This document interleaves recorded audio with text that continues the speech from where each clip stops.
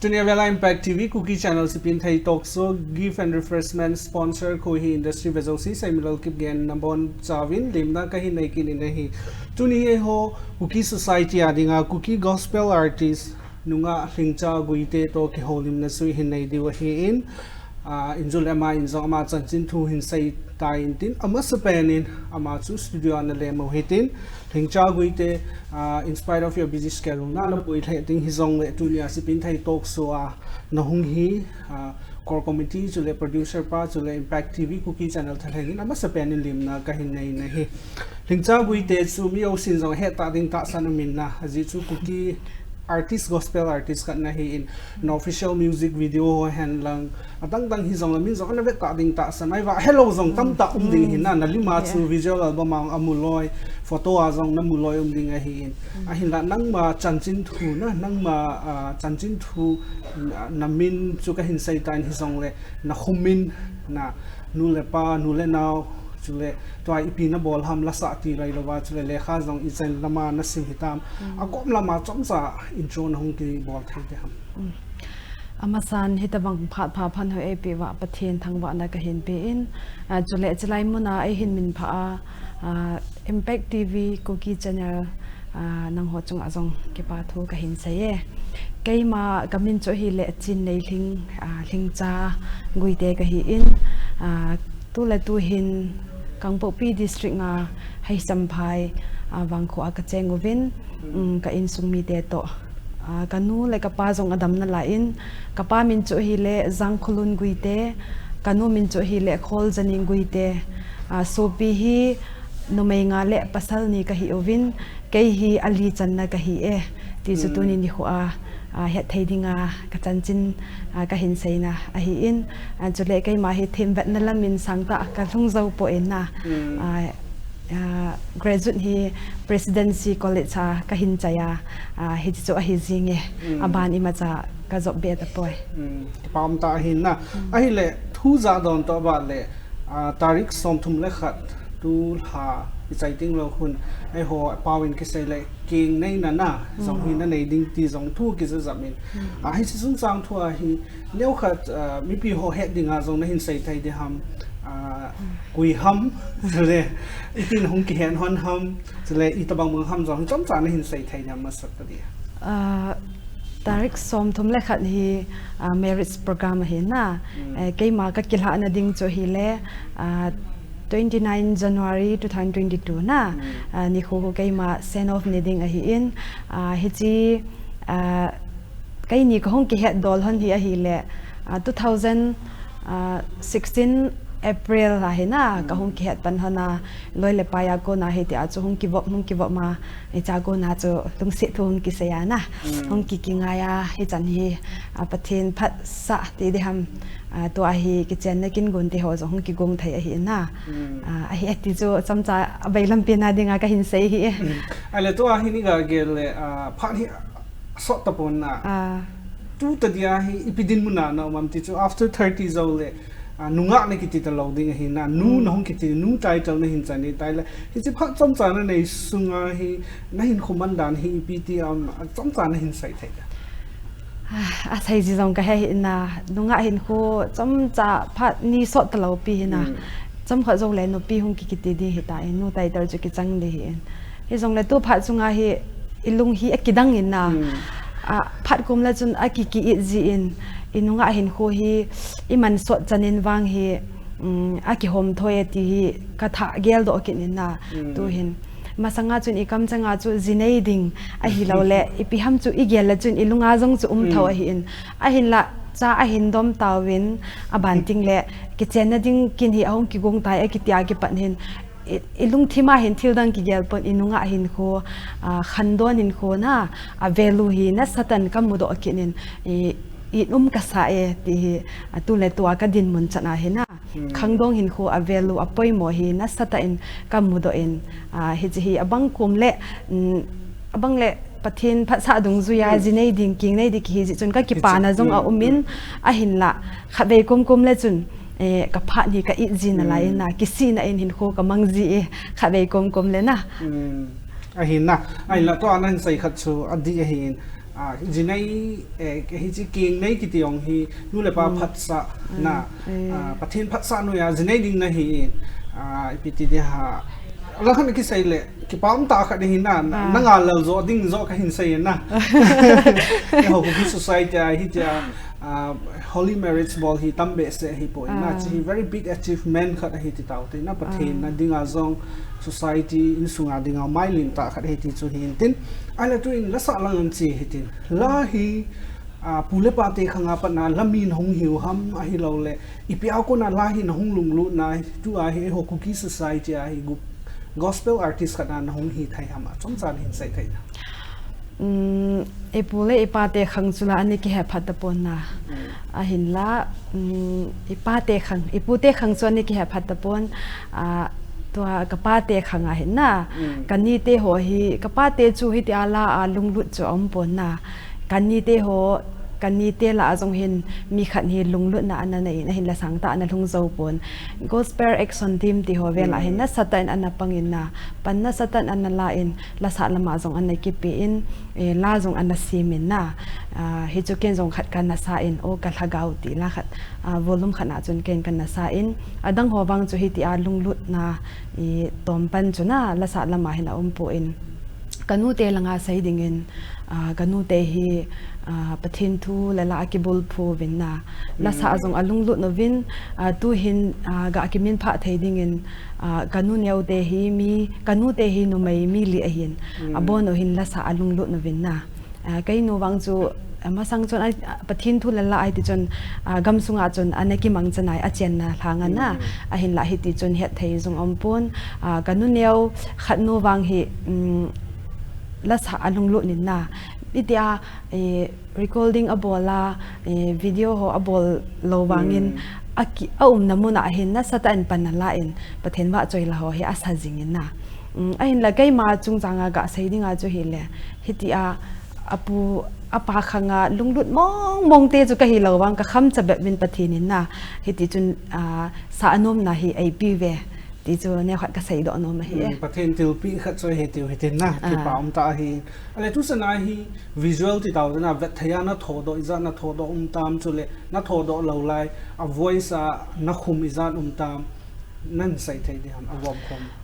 tu chana hi kai ma in solo a ka sa hi na kai gel da na hi som thum le tivel hu hiding a hi in kaloi ka pai to duet quartet ti ho na ka sa abon changa hi ga het theining hin som li lenga ti ho bel hi hiding in ka ging za e tam chu atam nai po e tam tai na 40 wal ki ti su to nai hi to po nai le studio ana hungin viewers on zong iti artist khat gospel artist khat hunga lana sa sa the iti bin tin hi chun mi pi ho ding le kem jong request ka hin bol hi tin live nangin khwa tong kha pen nangai sang pen na la sa la khat voice khat le cross khat se nahin sa thai da hinge tu le tu kain officer album ma ka tha bol van la thingai ti pu Wycliffe lo ne win asim a hi hin hichila hin ai tong khama ma jingin van gam i thun ting le pi ham achi ma sa ho to ekimu to dio a hi lo le pathin iwa choi dio ti lei se na mi him te na isa o kam chenga isai do la hi in van la thingai te hi ka hi sa no min na guitar la ka pe thei pon hi jong la hi tin hin sa jing na then lo pi na ding na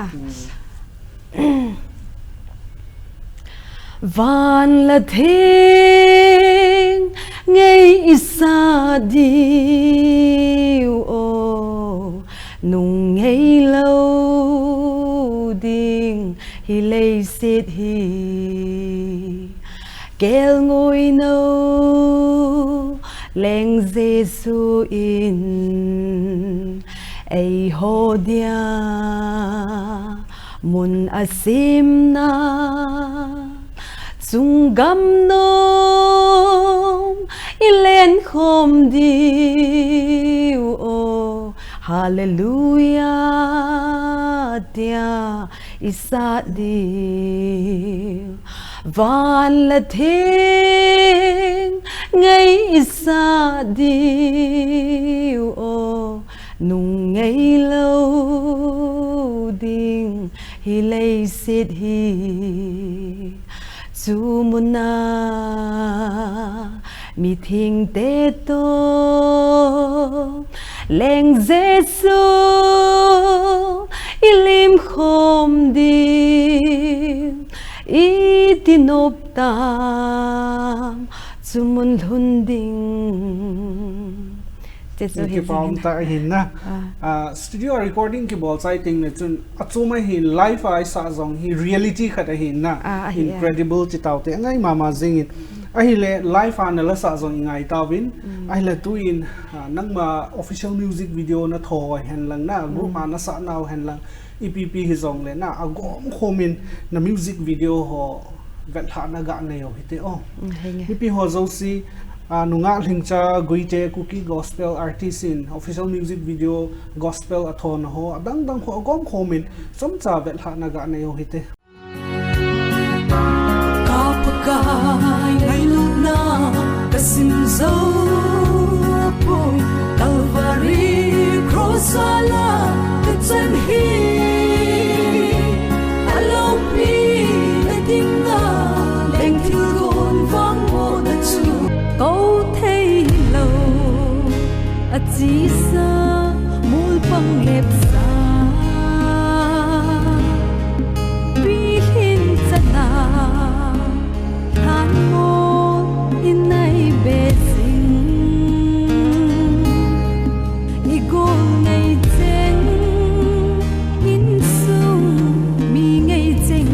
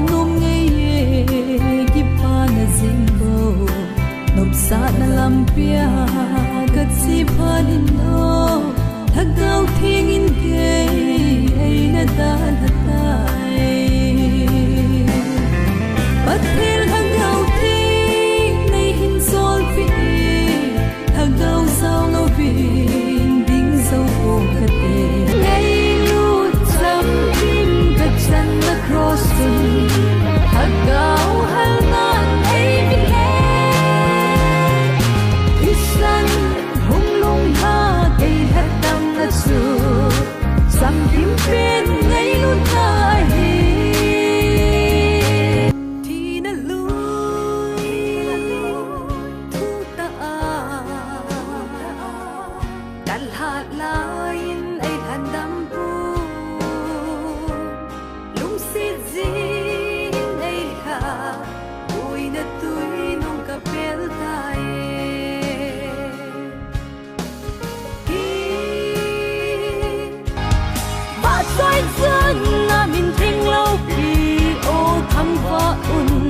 chung nung pa ka ba choi le thang ba dia lo ma hi leng sao se leng le pa kai sao se pa ka ta sa na hinga ta gau thi sam bang ta sa thi sam bang ta gau hin na nei hoi zo le hi ham ki ve til ba din hey no ti sang lin ba ga mi hi man khai mang Christian de ho chi zi mu te chi zi gin gam tim gam salva ding lam kai ba na si sungin ki pa na thu phong zal leo te ki pa na sei lan doi na lo pi nào hi ka phong zal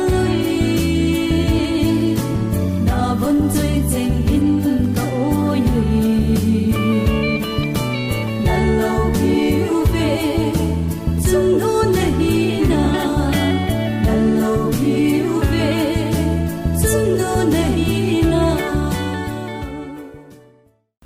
Music video ho chei vet hatawin ngai zong ngai theizin very much inspiring hin ki paum he zingin ai la ban chi kai kit hitit la injon hin sei banga chu pule pa te khanga pa nawang chu ka hepoi na ti na hi zong le nanu te ho la langa na lunglu ni na ti na hi zong le chi san na chu neu khat ana zaw zong le ai ma ai ki ha bo lo le chun ki them de ki lo hin na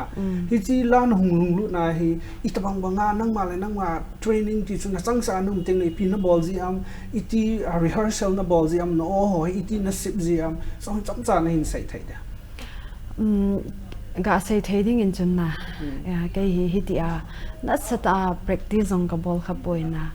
aji chu pha zong ka nei thai po in cái hi la sa kyu hi lovin thil dang tam pi zong ka bui pi om ji hin na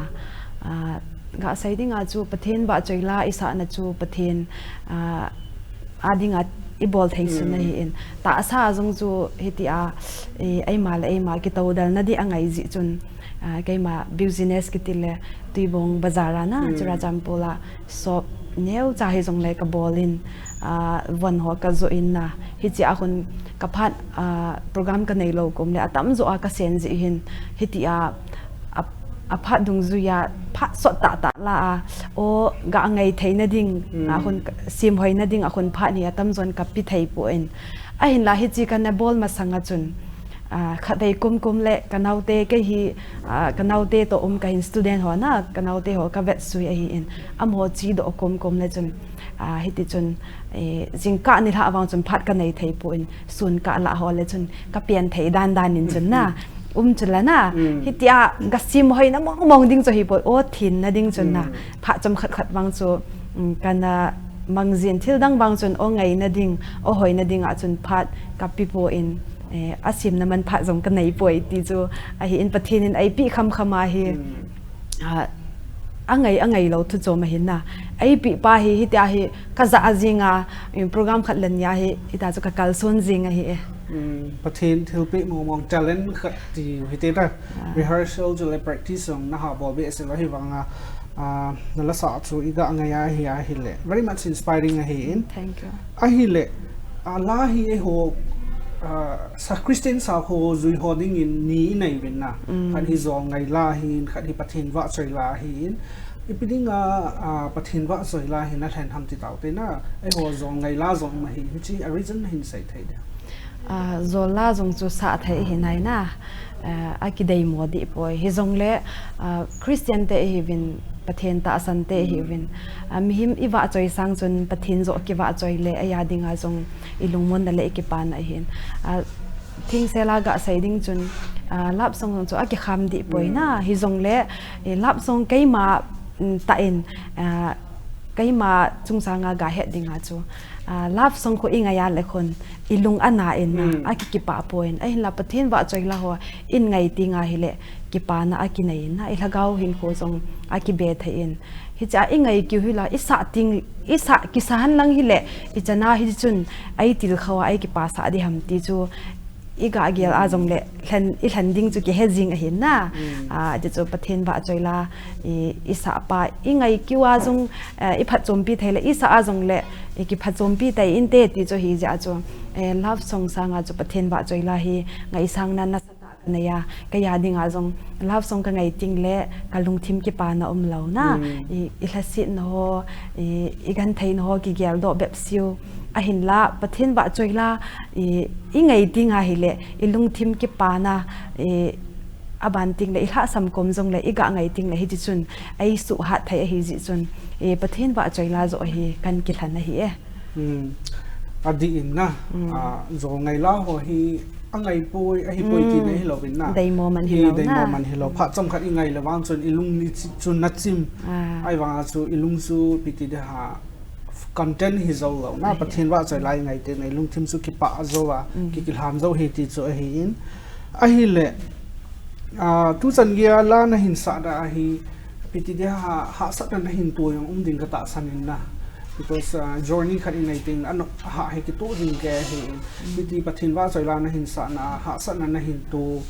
na ipp mam chule cho su ipp na hin ki mai to pi thil khat in bolting la chun lo Lhingta nge til le ha sat na chu aum sa hin na a hin la ke hin ka ha sat na zo si hi mi ko ma zong ka sai po na ka ha sat na zo si hi ka ki pa na zo en kala a ji chu i da chu i ken lawa le ki lo Lhing lo hin na ha sat na i ti le chun sai ding atama hi a hin la ipiham kai man ka kama wang chun ka ha sa ti ka sai do nom po aji chu ka lolhin mi het thei ta ka hi lo wangin pathin ba choila kai ma kham chabe ma kan sa do pa hin na lo pi ka sa in na hi chi ka ha san na ka gan thei na chu asung a het tam he family a kon hela mi pi a kon na ta chu thei hin a hin la chu wang hi ka sai nom pon na a hin la ha sat na thunin do wang chun ken ka ki pa na zo ka sai no min hi chan kal hun thei pathini ai lung si ji a ai hun sa hi in ha sat na tam ta ho chu ka sai wanga chu i pi ham ka sai do wanga chu ka ki pa na di zong a hi di pon na sai do da jing in ka ting ha sat na wang chu tam ta me ti chu nei het pi win lang na a hin la hi cho ha sat na ka tu ja chu ka lol hin na hi ji hin ka lol hin ha sat na ko na hi lol hin ka hi ji hin ka ki pa thau we ha san na ka to ho chunga zong a hin la ka ha san na ho chu sei do da jing ta nge aji chu isaya al atam hin abula pa na kum hi zat la hung ki sa a kum nga kum gum hlom pe na hi ta na la hung ki sa hi ja chu ka ha san na ho chu ka saya hi le ni hlum kya ka saya zong le ka sei zo lo ding a hin na hi ji chun khat bo se ka ga sei do sang sei do da jing in ka ting hi chi ho aum ji a hi ka lo hin hi ji hin ka ki pa na thu zo ka hin sei no me gan thei na ga la phat thei na ti cho hi na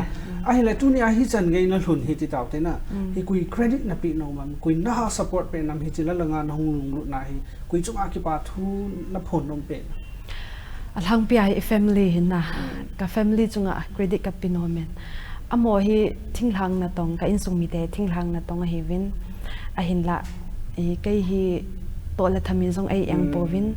program ka china ding hi han lang i pi jong le ka china ding a chun ai solving of na min ai min pha na chana hi chlai ka chi di he ka tina jong da na jong anai ngai povin na hi ti chon ai phal jing ove ka family chunga hen ama sata in ki pa tho ka sai no min chu ting le ala sim ho jong ama ti pong ka ting na tu ni chana la ka hin sa na sunga hi ka sa ki pa na tu ni chana la ai sim pi ho chu ting le video ki bolting le sumne pa e ago nai ma cham lo tam ta ai pi jong thlom cha ai pi jong dim set mi him sim sen lo e ki thom pi hi tan na la i zanin ki bol do chu mi het kham he na hi jong le e ja chu sumle pai tam ta an lu na hi in he chi a ai ki thopi ho tha le jung sumle pa bon cha chung wa hin mi chan chi a hin ka lunga ka gyal ti nga jong le na a bon hin ka gyal do su ken ka kam changa ka sai do lo wang hin na ka family a hi in chole la sim ho zo si a hi in atomin sei pong kating la a sponsor ho zo si a hi in thal zunga ai ki thopi ho abon chunga hen tu ni ko hin ke pa thu zong kan sain am ho zong a zau thai ti chu ka hin sei do no ma he ke pa min na a hi le la hi training au min na solfa training zong nei win cho hin ha chi kha la sa khan hin na hin a hi training yo hi chi te ngai na sa hi lo la chi rawa zong nei ma ki ham bola zong bol thei jing hi te ana gelam training hi kai wang chu ka chi khapon ka chi khai ti di cho he wangin ni ham ni thom ham ka zawin na pu je fa kai na aman abol na hong ki patila chun zingka ani ham kha chu ka ga achi en hi chu hi jing en na bola wang chu aphai ka ti thil hi training thil iza ka hi wat tinga hi le la sa ki hi pon na imazo sia hi training hi akizawa le hin thil kha chu aphat chom na te te hin na ai ma ithip na ichi na pa chu thu chom hi tale na ichi abelap dinga chun training hi apoi mo hi thai han lang hi le phat ki pi zo han lang hi le iti a chu training hinga chi a I o sim na han la sa dan iza kai na surfa ho zong zilana training a chu zau thai hi in a phat choma hi eti hi ka sai do nom a hin la kai hin ka sai ma bang chapang lekha sim student ho boi pi ka hi ji chun kanau te ho chi se na kana bui pi ji chun phan ho hi ka pi thai po in ka zil lo thu hin na tu hin zil nge eti la phat ke chai ta na a phat chu a ke chai di po hi zong le mi na chu ki busy life chuna hung ki pan hi ta ji hin phat na ki pi thai po in izil le bang chun a phat chom na ome zil lo sang in zil la phai ti chu ken ka pom dan hi something is better than nothing na chu khat chu bol sa bol so phazoi ti chu hin ki pam ta hin adi zong dai le anunga Lhingcha ki holim na zong so thim tai na nang zong na lo ta ding ka ta san in nga ki chol hi tin break chom cha ga la hi te viewers so le mi pi ho ve ho zo sin hin za ken sai wangin nunga Lhingcha Guite Kuki gospel artist to ki holim na chu pha chom sa na khungai ho hi tin break chom cha na lao hi tin break hin ki chai le ka hung pai han ding hi tun break chu ana lao hi te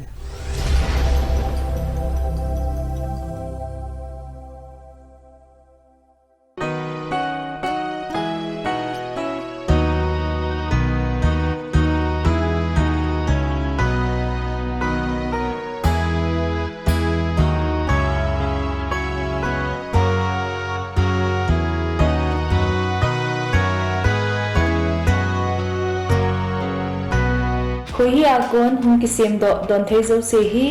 khoi zu thing sel akon kisim a hi khoi hi test the heart of Manipur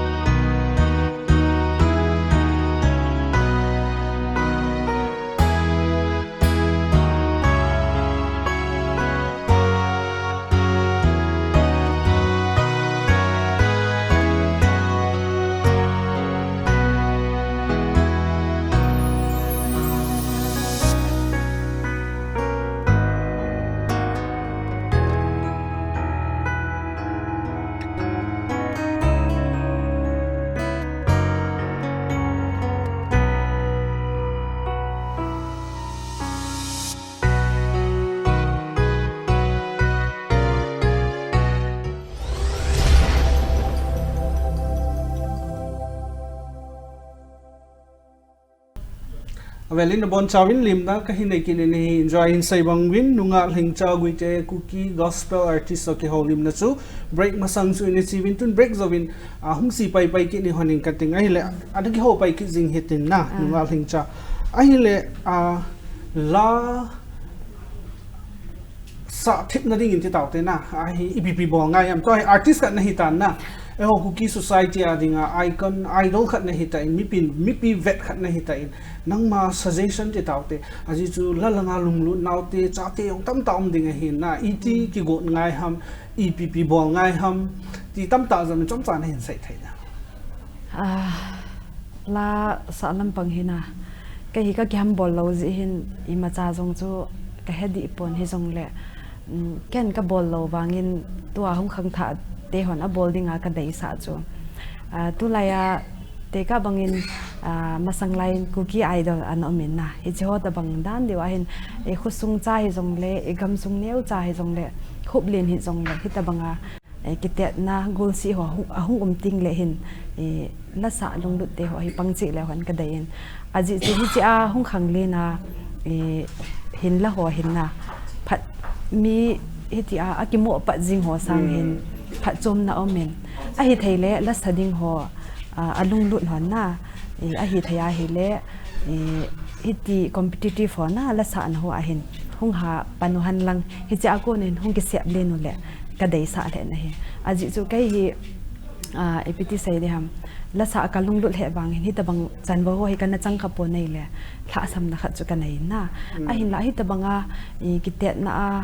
hung pang jing ho top ho ta bang hung la jing ho bana hung khang len ho hin mila performance chen lang o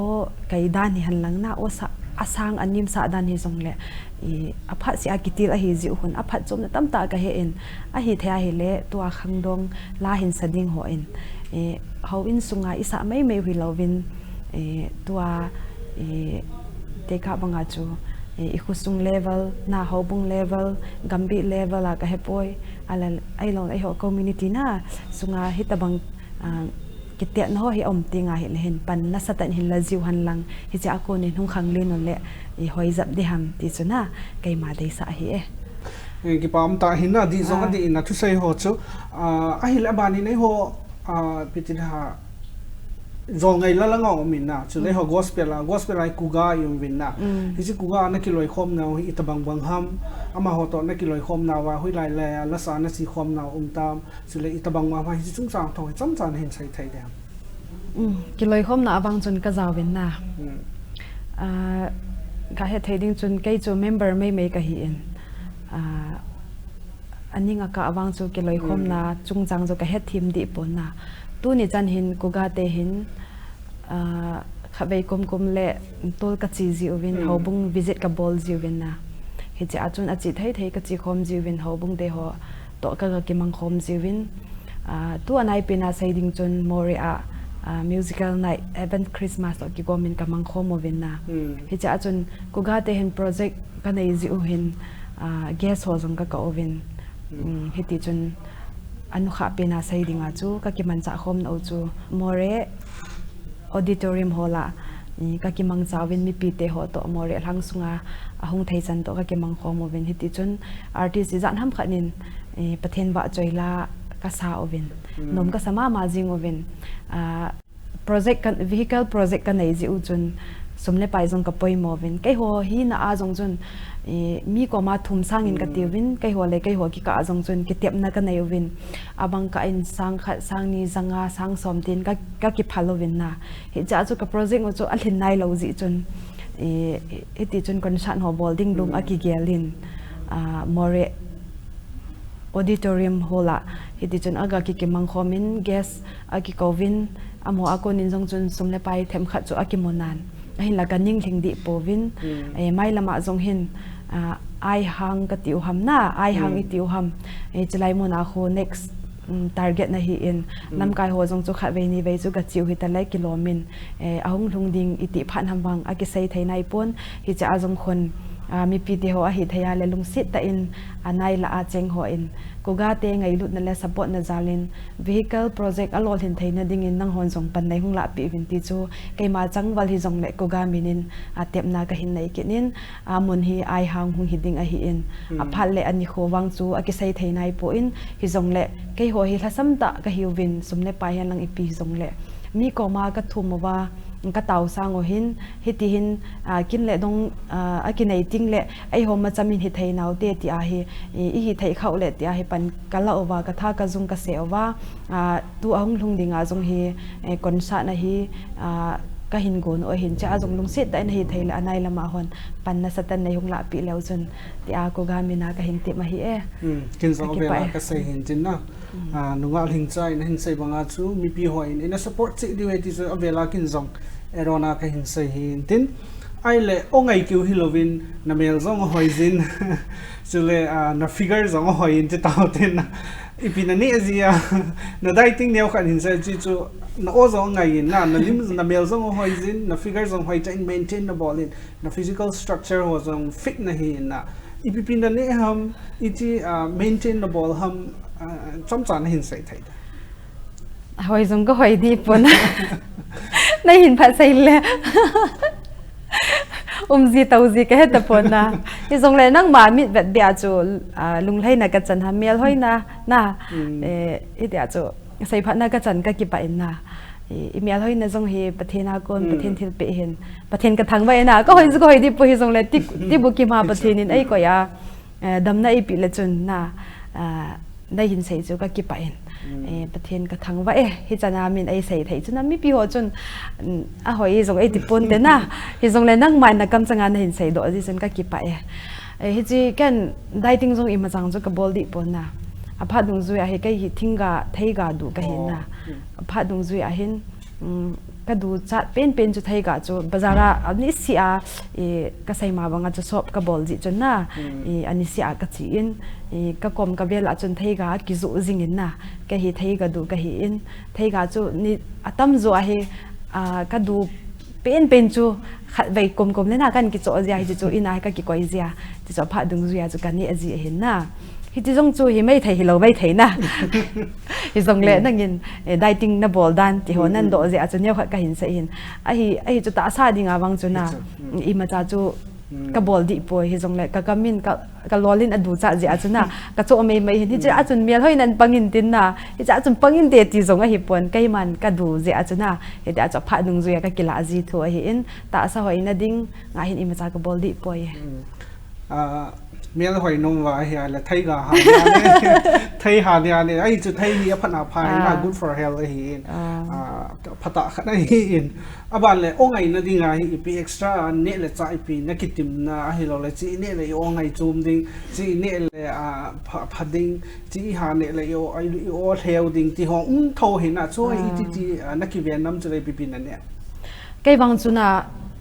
ka hi na hi normal ta ka hi ki ven practice ti ho I ma cha jong hi ka ya ko na pon na he ti a chu ka hi na thei thewa ka hin chu a hi jingin a hin la da mo ve se na hung lun ting le na a thang pia hi bu si ho ka hung ve ting le cha ho don lo ding a hlum ho ne lo ding thei ga chu ki du le wang chu I ne thei lo zo thei na hi dio cha pha dung zuya chu ka ki vian thu hi in hi ti a o ngai na ding lom ma hin hi chi ka ngol mo nge ti hi tu ni chan wang ka ha nai pon na a hin la cha wang hi na alang pin ka ha don poi na aji chu ka sung jong ha lo ji jong hi mei thei hi lo le min la sa ho in cha ahlum ha ne lo di tiang hi kan na za kha kan na bol jong hi mei thei na a hin la alang pia sei ding hin keima hi ti a ongai na dinga hin thil I ma cha ka ki vian na le ne lo ding chi ka ne mong lo di he ti hi tu ni chan hin kan nei nai poi a hi le na du pen I pi ham I pi na du pen nam na du mo pen I pi ham jong hin sei ne an me lang ham a hi lo le ne lang mo nga ka du pen chuna me a ding hi le chun bong sa ka du pen ne bong sa ka du pen ni na cái đồ mua bên chỉ đi he à chỉ số áp phát đúng rồi hin cái đồ mua ấy thì khát giống chun à phát ông thuần phát là ấy đồ bên à bằng thay he chỉ chun tu ni chan hin he chỉ số cái đồ mua ta về ta cái nét lâu mong ông bộ na ông giàu sĩ chụp thiên gia linh cái nét thay hin à hin lá mẹ chung giang à chun sa ông kí tiếng là cái đồ bên chun bông sa na bông sa he ding xì dầu ta na chẳng pa mẹ bộ ấy thì hôm nay họ bao thằng mẹ bộ không kêu tiếng lại vang chun chỉ số cái mà favorite gì hin na nunga Lhingcha hi tham khana concert hi lo kim nai ko le in he diu kha chu bongsa le sizo me po aki honi ama du pen he ti cha he chi Talkshow mangcha mi pi ho he na chu ila sayo hi in tin na ki paum ta hin a hi le in zau na hin sei ta in la sa se Halloween adang azong kay ma personal life business ka bolin hiti thil ka bolit tin na sei na ai le na timing ho hi ti adjustable ham ti chu hung jong hung ha thau ding hi na langa jong sumle pai hol na khat na business khat na bol ki la langa jong hung ki ko ki ding in sunga jong nunga ni wa responsibility le ta na nei ding ka ta san na cho hi na timing ho hi ti adjustable am chang cha nen sai thai da ka sai thai ding a chu al hang pi a hin cái hin program hi cái này là chun cái tai thầu na cái này là chun cái này là à gì cho cái hi tu dari a sai ding a chun la sa lampi hi ka ha zo be se pon na a ji chu sai ding in business ball ki hi ji in te ka banga chu season lai ho bang chu program zo si season hong ki bang ding nga event zo pha hong ki bang na cho zo hoi tin na cho ha sama ma jing ji in a hin la thil hi ilung hekati jing ye program zong chu igel kho ting de chun na ni sin ki zamin zong lai ki chi thai tho hin na he chi ka chi ding ding le chun program ho he ka nei ting le ka dukan na ka shop pe ni ka kha jing ji aji chu mi ka koi zong le ka program chu ka thai lo aji chu pinam ti le ka koi ho chun phat chi van man ho chu het thai lo na a pha sia text to call ai bolo le kai ka program chu langa chu thai ji lo hi ji chun program ka chi ding ding le ka shop mun chu ka kha jing ji a eta chu lung thing se la ka program a chu ka zau ji a hin la nai la ho a hi ting le khap he kum le chun ka hon dana na program a chu ka ga zau jing ka hong ki le la ka to ki jing na hi ta chu ka bolin hi ti a chu hong ki adjust le ka hi hoi ta adjust theme ta khat na hi na tu ti le enjoy in sayo na king nei zo pha jong le hoi ta thil zo si adjustable thai di ti chu to ko nai phot chit kha hi na ki pa ta hi a hi le enjoy hin sai hon bangin la hi injan hin sai bang chun pule pate khanga ko na jong jong iti na chule e ma ki humble jong iti honin ai nang chu na ha ki humble ji jong hin tin ipi jong chu hin tin the voice I know hin za na hin sa tabang chun thil khat au min a very unique khat au min angai le ji na hi ji chun tu in jong a velin na khat la khat nang in ngai sang ta khat ti tau te na life enjoy hin sai ba chu reverse so chule a ve ho zo si a ding khat na hin sa thai ki ni ham hinge tu le tu a ke adinga le test pen na youtube ma jong ki upload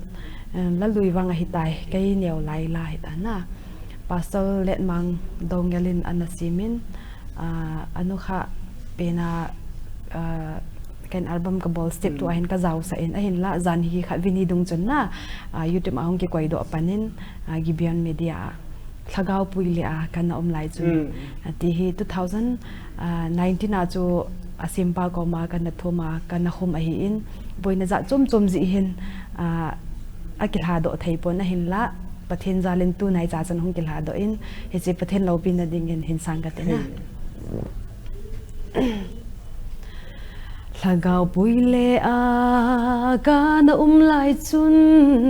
o anom ngei ye ki pa na jingbo nop sa na lampia ka chi phan in o thagau thing in ke ei na da latai Bathil hagaw thing nay hin sol piin hagaw zaw lovin ding zaw pong kati kanung kama lep na hui pi nang lovin bakay pal zaw pong kati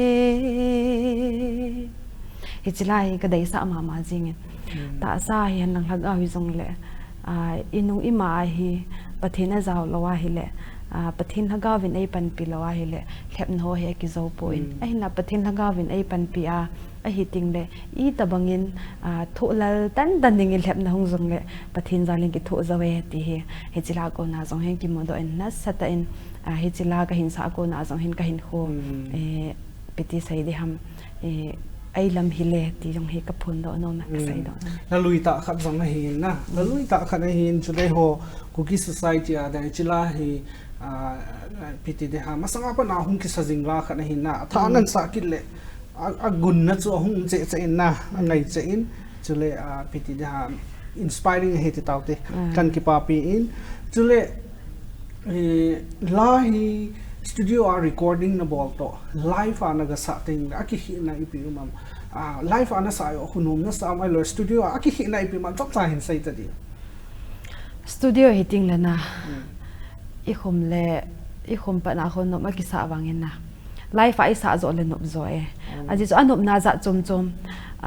studio khu ki im che chu na itiam ki kilhang thai lo hi in aji chu ki ging zinga isa khil de o na itia gel na ho ilung thim hi ano pha ina ain la I live ang zo imo sa ting le khon I ma cha chu ai khat di po hinda a thu to in gel to a hi a pha dung zo in sa ting le khon nom ka saji in na studio asang in bang anop zo e studio asang live asang zo hi na ai le anunga Lhingcha apart from song na la ti tai lo adang na hobby pp amami adang ipp piti de ha nangai sang ti chuna chula pp na bol ji am ki chip goal si ka tha no min na athang pe han volleyball hi ka tha no me ka ki chip ding le na nom ka sain ka thip lo wang chun na ka lungdut na kha zong hi ai volleyball sports mi kha zong hi za am chen jai sai physically fit kha zong hi tin na ki pam he zingin ai le enjoy hin sai bangin na king nei na di hi sort the point na island na loi pa hi neu khat jong na hin ta lang ding kan no mi zao ji sai tan jong le si phon point na ama hi tabang mi ham hui lai ho ham to hi pi bol ham chule itin hong ki hon ham and ama in nang na hin ngai lup na ti tau te na hin lung se nai ipi ja ko nam chong hi chong cha na hin sai thai da ipizia in lung sin ham bang chu ka hepon na aji chu malum thi ma ki cheng he lo ji ama hi ile thang khomang mang boy ho ki ma hi in a chen na hi Chuchanpur district in a ho min lei matalang new kungpi na new kungpi a pa thang ngam sai le no ngai nei chapala a thum chan na hi in ama hin to le thami ti a chun len ta anei lo wangin tuibung mona computer a hongin na sei kham jang cho hinai po hi jong la pathin zalin to la tham chu anei e a boi thei e ti cho he na a hin aman in lung sit na chu ama ane ki do jing ona ken ipizia ai lung sit na ipizia ai ngai lu ham ti chu tu ni chana hin kom hi zat hin wang ka dong khanai poi khat wang chum di he na ji khat chum di he hin wang ken ka he poi hoi lai ko nai tin hong chu mu to han na tin hong khet nan cái xây là chuẩn mi bị họ giống ấy thấy chim đi không kẹp luôn à chứ chú năng à đi ngà hi chú Talkshow hi tiếng này mà sang hi tại na chứ chú ít xây đi ngà lo mà hi na chứ chú ít mà sang nó nghe lo để hin xây gì sao chú sao hin ama hi kaloi nu taloi khat na hi na cái kaloi nu ka best friend ti ham phat khat lai đi ngà na kaloi ngai ta nu ama to hin loi cha hi in ama hi gam danga umzi hi ta na iloi diu pa hi na gam danga hi in ama hung po do ahin api le pu ko ma hi na gam danga hi ahung po do hi Burma pa na jong hi aloi nu khat hung hlung hi in ale kaloi nu kai ko ma cheng ka ki go pi nu to ka ki go pi nu aloi nu to ko mang loi nu hi ki bang hi na amin jong hin sei jing ka ting na loi diu pau aloi hi ki bang ale Burma nu ahunga hi ka loi nu hi thinglang langa chi ale hlun na dim lo pha na chu kai ko ma hung hlung na chi aloi nu chu na ka ya ka loi hi nai lo ka ko ma hung hlung in ale hi chi a chu amo hi hung khulai lengo na hung khulai lengo ale chi a chu ai vật là chun phát lại cho ai ông cho nó mấy thắt na hình khu kim mang đan cho na mà xây to ba lại cái tin na các cha đan họ các cái vấn đan họ cho vật là chun nó mấy cho chỉ lại phát na cho na mà lung kia là cho kami đầy họ cho hi đi đan này na chỉ ako na cho nếu cái hông kỳ gọp một viên chỉ cho kim mô tô kỳ phát cho na các cái gọp một lẽ mà giống hết cho in đầy đan họ na in đông sẽ đan họ anh sẽ in cái tàu nó mới cái nó chi gì hình na cái ngã cái nó chi gì na hình là chỉ cái hết họ na chun aman gari khát na này gì chun ama gari cho ai pui gì in zan ha khova ti ho na cái nó này gì in aman ai hu tha gì ama cho mini cái lụt thấy lo hi dạ chun na mày là pasal cái lụt thấy lo hi gì chun ama chu chairman pau cha pu te hin na apu te na chu ji kai chu taw na kaman jia kaman chai le jing ka phale ka ki hon chu ji ni ta chu ka hong ki loi hon nei le ka ki ha them che hon na aman jong ai dei sa na che en ke jong di chun kan dei sa en hi cha ko na chu ka hong ki ngai honin tu chana hi cái khăn khalo hi là ka hong ki ngai lan very much supportive na support na bol mong ti chu hi very much lucky na hi ti taw te na ji chu thil bol ho hi IPT da ha soulmate na hin home pi di chen home pi do support bol lo khatom home jong ha boya boy na ma pathin thil gon hi ti mai jing taw te a hi le nuwa Lhingcha ai ho artist ho hi Kuki society ai artist ho hi zai hin sai bangin gospel o min zong ngai na o min na ai ho hi pitam mitam te zong hi povin ai le cha hi la khat iga chi le ai lo le concert khat iga chi zong le official music video gospel han lai pi i release zong le a video be set lo a chodi be set lo na ti time hoi I face the live in na I che ho hi ipg hi dem nang lung gel da na I support lo zi hin ti ti an gel ham ipg hin ti ti an gel lam chlai na lung gel chong chan hin sai thai chỉ cái sai đi ngả lom trong hiệp bồn à chị chú miêm lông thì mà chăng cái lâu gì hết chỉ mi chú cả giật sinh tình hiện lên mình nộp mỏ xã đình hiện na cái gì là vang cho hiện lệ hết chỉ lăng chú cả sai đang cái tình na hết thấy lệ cái support hành lăng na cái hoa hình cái thấy ta hi tu lại đi là chim mình trong mình cái pi hết ta à chị chú pi nam tiền âm hồn trong apart de ho ta su lo na la sim en man be ke la chui thei da lo na ji cho e jong gel them pi ngai aman pi ngai recording jong studio char jong na masanga tam jota cho na aban le video char so jong na hitima cho hi en somle pai tam ta hi ka se no hi en a hi thei ai le mi pi te hon ke se ka hi po en ahung khang tha ding maya hung ke set tha ding ho zo si jong hi in support no vin lang CD cái này bôi tin cái chạy sạ bôi hitin in này khăm khăm za khát zani hi zong le ki tho khom be sa na in album hong ki bol tinga hi le nang phung kai phung ai lo le nang chang ti a ki khan lovin I chai naw te ho hi pathin mina bo in cho pi wa in support diu hi kai ma Seiminlal pin hi zong leng neu khat ka hin sei do no ma hi in mi tam ta chun kai ko na zong ka he in cái sen a cái sim ting le ahong lo na he zipon na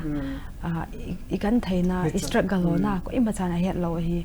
ahong ki su do ting le nom ta ki thin su da na homin amu a hin asung langa hi na cha te na naw te ho ga na ka gen theo hi aji chu te ka banga ai ho la chu sponsor iti jong le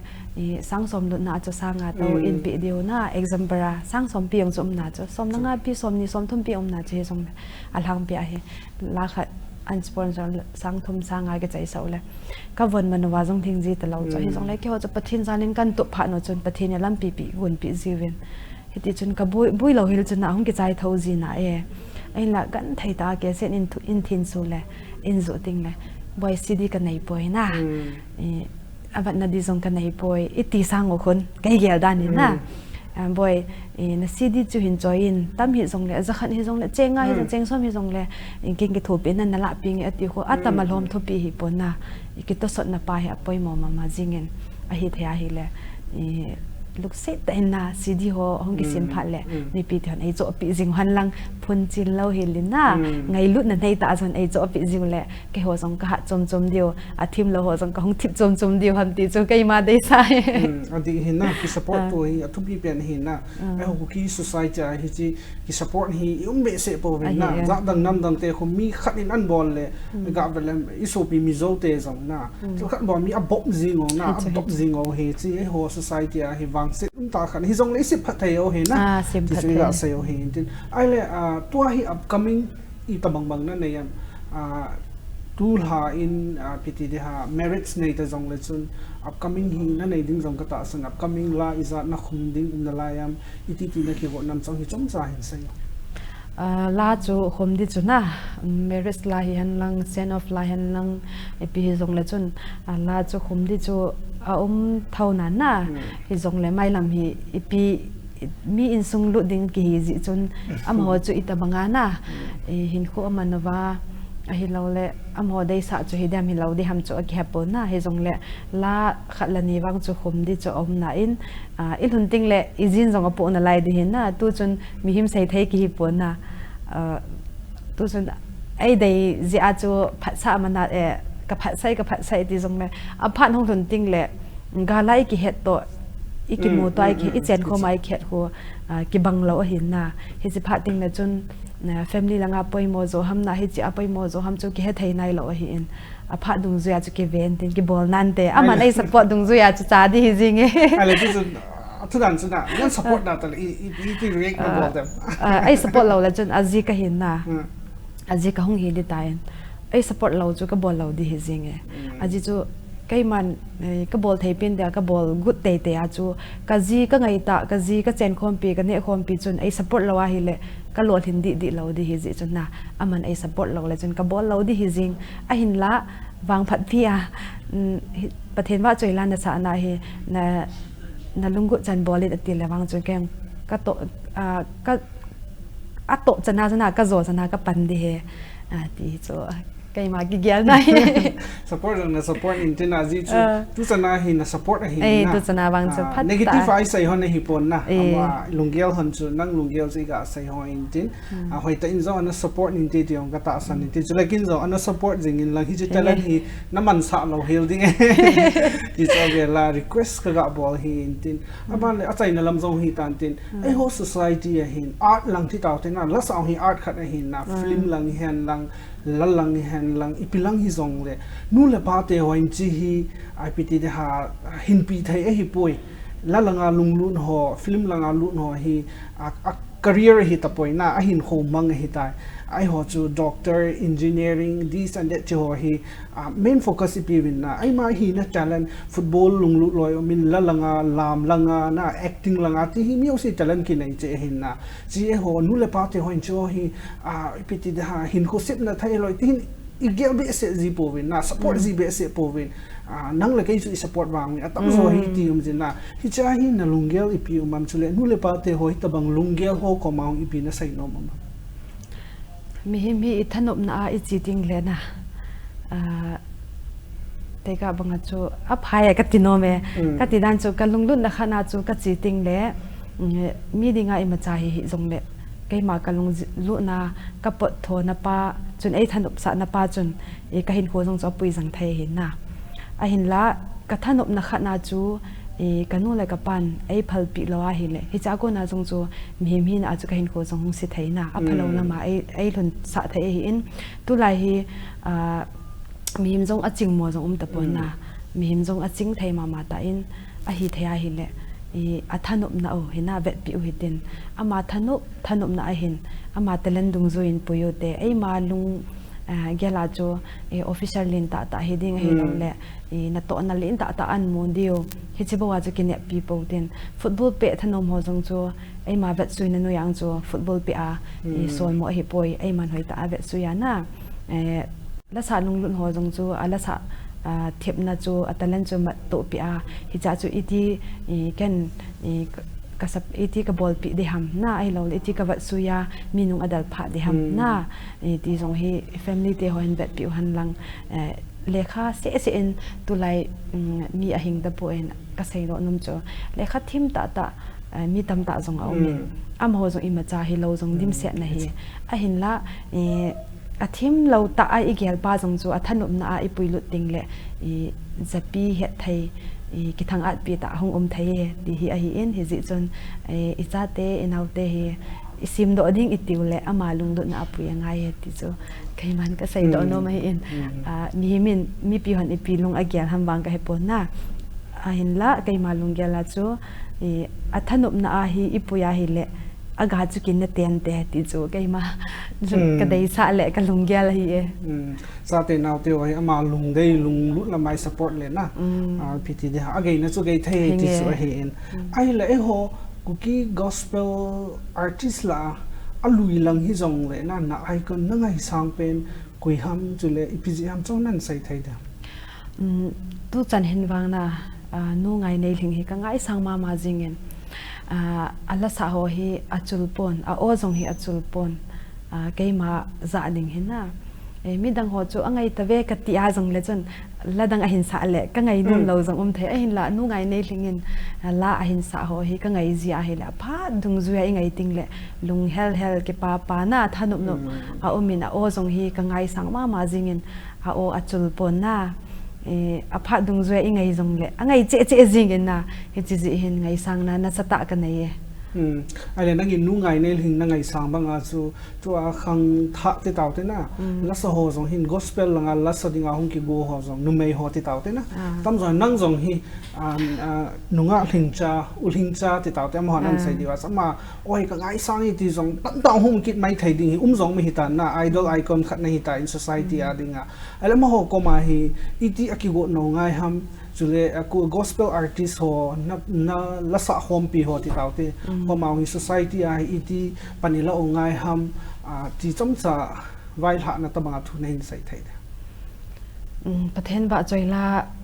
isa na dinga hin alang pi in pathen to ki thomap jing ngayen pathen ba choila chu isa thimana jong pathenin ai man hi di point athip mo manang chu pathenin ai man nom lo hi di point pathena ai ki bul phu ama sabena hi tauna ta thua pan la jing dina tauna he poi mo ma jingin christian in khu a hin tauna i mana phatia tauna i mana program ekal sun to ai ma thanu man le min ai min chun sa ji a phani ga man khu a ki hi ai ma ta anjong ki he ne na pathen sung le pathen ging pom tauna pom mai kal sun ting le ila sa ang cho a hingin heti chun mi ten jong ane thein na heji chun a hi thaya hi le pathen ba joina sading a ekigo na a hi ting le ama sata in tauna ta tho in pathen thu ta ki to in hin ko mango hetin thin na hin ko mango hetin nondan khandan ki tup ta in mango hetin tauna wang hi ilha su lo hil diu he ti he tuni khu a kai ma hin a kam changa kain phon do nom he ki pa om le jing in na ki ho nan jong chu in ho thu simi sai le pung khat pung ni ka sai chai hi po in na hi jong le pha cham chai ki hon na chu hung jong hung so thim ta in hi chan hin nga na khat ga nei hi ting na tu ni boil he jong le chun chilai na hunga na phat ho na hin pi do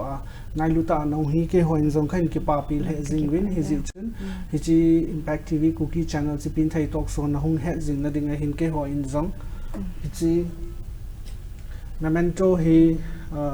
pu major el pauling thang khungsai and family ke vengno Manipuri in fa Manipur mo in sponsor a bolo hi in hi chi hi Chipinthei Talkshow impact tv Kuki channel na hung he jing na dinga core committee chule producer pa thalenga kan pi he ni san pi ding men ka ki pa chule khoi hi te ko naw gi phung jing ke hin na tu ni problem ne khatom ji na pha cha na hung hling thei to point angelo off screen na zon ki pi tho taw hitin jong chuna na het hi lo ninga ka hin sai hin tin a chai ne ke in hi chi memento sponsor pa hi in impact tv Kuki channel hi in chule na fan so hi na dang ko mai pi chai na pe na vai ha nan nei nom ma tu ni khu a hi chi memento sponsor ai bolowa pu al paulin thang khong sai and family ke veng nom mantri pu khri infal manipur a hi in impact tv Kuki channel producer a hi in anchor a hi in abon nabon cha chungwa ka ki pa na thu ka hin phonge ke ho zong ka ki pa we na pathain na bo in tin ma ba na zong king nei zong le chun na chi jing ke ding na chi zom ding chi sang la tam ta ton hin khum do ding a hi thaile na loi pa tong na hin sa khom ding zong request vai ha na ka hin in tin hamjang phan lang na jinai ni zong le kahung thai le kahung thai lo zong le tua ka vai ha na hi kai ga ko na le chule impact tv a kon hi zong le ka hin sai jing hi in tin na ki pa ta hi in pathin phathai na bo in tin na to na tham na zo sia pathin in na ma pui jing ta hen chi chu ka hin sai hi chule mi pi ho zo si le viver so chule di sana ai ho Kuki society Christian sa ho zoi hi win in za abulang ka hin sai hon ta in a hum ding tarik som ni le ko tul ha le hin Cycle H Champhai Kangpopi district nga hi nunga Lhingcha Guite ho Kuki gospel artist singer amahi send off ceremony ding hi in chang hi in azau thai chan na zau ding aman jong bulang hin sai ta in chule ahung ding tarik som thum le khat ni le hin leimata new kompi wangkho Chuchanpur district nga hi king nei na chi chu marriage ceremony mong zong kit den chang hi achi thai chun in a chiwa wang in a bu pi de ti ong hi chi impact tv Kuki channel mangcha invitation Lhingcha sorry Lhingcha tha khela ka hin sai tin hi in tin ha du he ti chu ka hin sai in tin ki pam le jing in na Lhingcha ai phan hon chu hi chan khum khan ka kan sai bangin pathin nama pu in tin phat thai bo in tin aban ki ting jong le hi tabang platform ai ki mu ki ding in a chaina vai ha na ka hin nei ho ki pa na ho jong pathin phat thai na bo thong ka ki pa we dunia ding impact tv Kuki channel Chipinthei Talkshow hi chan chun ka hin khum kha in in ka hin sai bangin tu ni ki ho piu chu nunga Lhingcha Guite Kuki gospel artist so hi in tuni soi vet na wai phat chom bi na impact tv Kuki channel official website comment le feedback zone hin pi jing thai hi kana vet ra kana nga jing diu chele covid-19 pandemic ki chai lo lai hi in face masks hand sanitizer chele social distancing zone hi na jing kai tong avela public awareness adia ka hin sai hin tin tuni adeng hi chain khum kha na ka hin nei muntina Chipinthei Talkshow vezo si na bon chawin mangpha